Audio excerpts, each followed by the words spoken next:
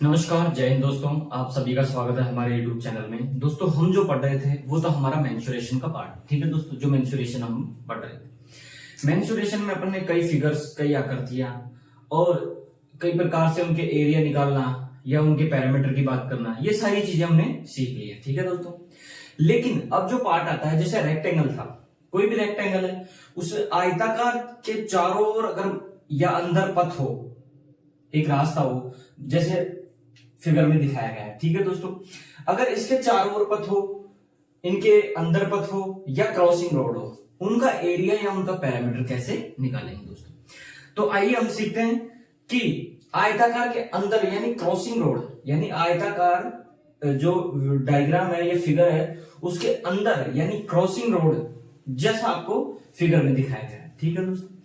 इसके देखो, जो क्रॉसिंग रोड होता है ना, इसका जो एरिया निकालना और इसके जो पैरामीटर की बात करना, वो सारी चीजें हम सीखेंगे। तो इसमें देखो, जो एल दिया हुआ है, वो एल दिया हुआ है, वो एल क्या है? इसके पथ की लंबाई, जो लंबाई दी हुई है, ठीक है दोस्तों।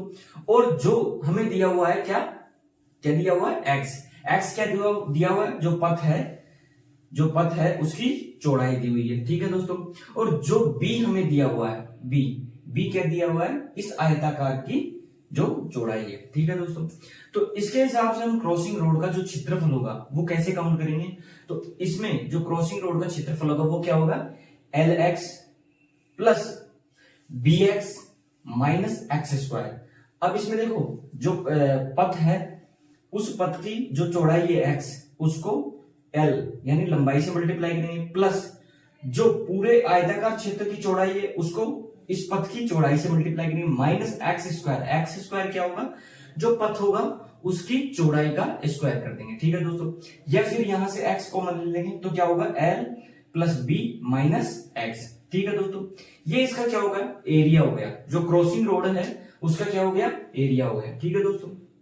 इसके बाद इस पथ के यदि पैरामीटर की बात करें, किसकी? परिमाप की यदि हम बात करें तो परिमाप क्या होगा? देखो दोस्तों, पैरामीटर की बात करें तो जो फिगर में हमें दिखाया गया है, तो इसके परिमाप कैसे निकालते हैं? देखो, 2 कोष्टक L plus B minus 2x। क्यों? क्योंकि देखो, पूरे पथ का जो पैरामीटर होगा उसमें से यदि हम 2x निकाल के 2 से मल्टीप्लाई कर देंगे तो ये हमारे पास क्या हो जाएगा? पथ का परिमाप। अब हमारे पास आ चुका है क्रॉसिंग रोड का क्षेत्रफल भी आ गया और पथ का परिमाप भी आ गया, ठीक है दोस्तों। जहां x मैंने मेंशन किया है कि x क्या है? एक पथ की चौड़ाई है, ठीक है दोस्तों।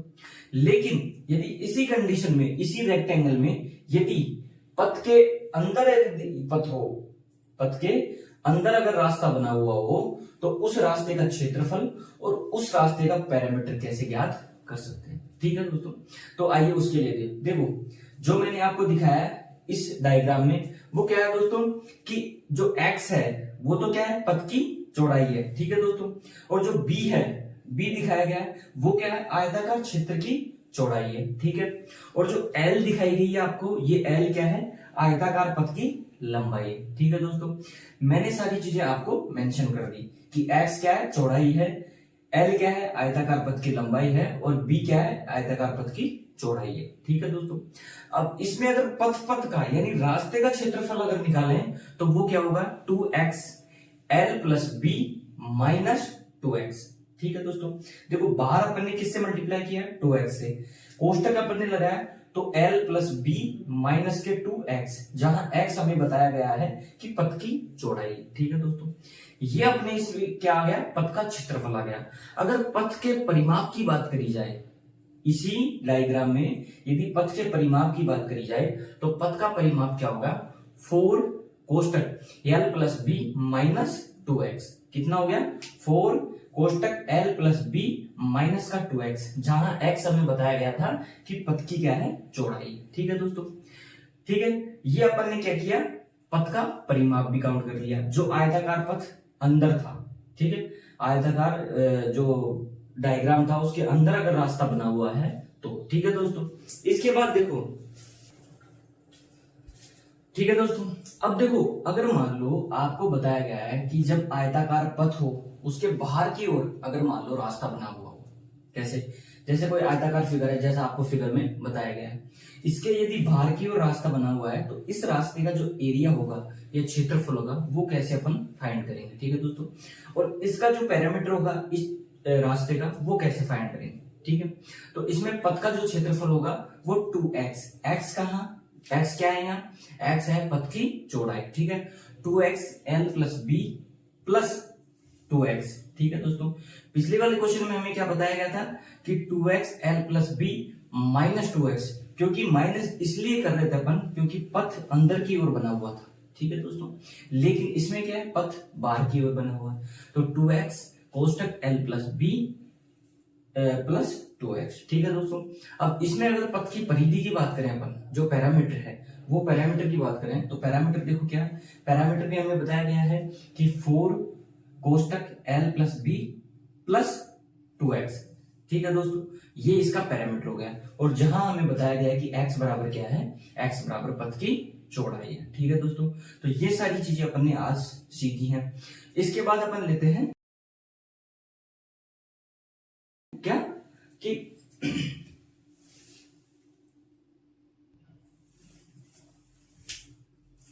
अब देखो यहां, अब अपन देखते हैं एक वृत्तखंड होता है, जैसे मान लो एक पूरा सर्किल होता है, सर्किल में से अगर छोटा सा टुकड़ा अपन अलग कर ले, जैसा आपको चित्र में बताया गया है, ठीक है दोस्तों।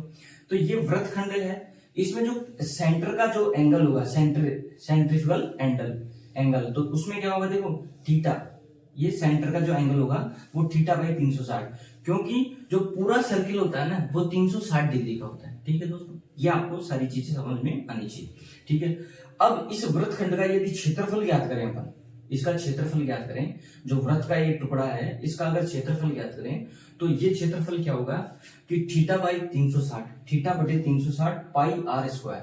देखो कोई भी जो वृत्त होता है, कोई भी वृत्त होता है उसका क्षेत्रफल कितना है, पाई आर स्क्वायर होता है। अगर इसके इस छोटे से टुकड़े में, इस पूरे वृत्त में से अगर छोटा सा टुकड़ा निकालेंगे तो वो क्या होगा, वृत्तखंड होगा। और वृत्तखंड, उसका खंड कैसे निकालेंगे अपन कि ये कितने डिग्री का हो रहा है, ठीक है।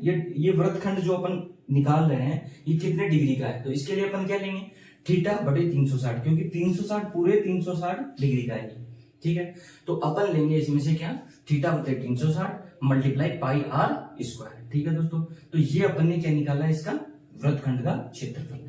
अब इस चाप की लंबाई जो L दे रखी है, ये L आपको दिखाई गई है, इस चाप की लंबाई क्या है, इस चाप की लंबाई है थीटा बटे 360 मल्टीप्लाई 2 पाई आर, क्योंकि 2 पाई आर क्या होता है, इस पूरे वृत्त की क्या है, परिधि है, क्या है 2 पाई आर। 2 पाई आर इस पूरे वृत्त की परिधि है, तो जो अपन खंड ले रहे हैं उसकी परिधि यानी उसकी लंबाई क्या होगी, उसको अपन बोलते हैं चाप की लंबाई। तो चाप की लंबाई L बराबर थीटा बटे 360 मल्टीप्लाई 2 पाई आर, जो आपको यहां दिखाया गया, ठीक है दोस्तों। इसके बाद अपन लेते हैं, देखो पॉलीगन क्या होता है, पॉलीगन यानी बहुभुज, बहुभुज के बारे में बात करेंगे, ठीक है दोस्तों। जो n भुजाओं से बना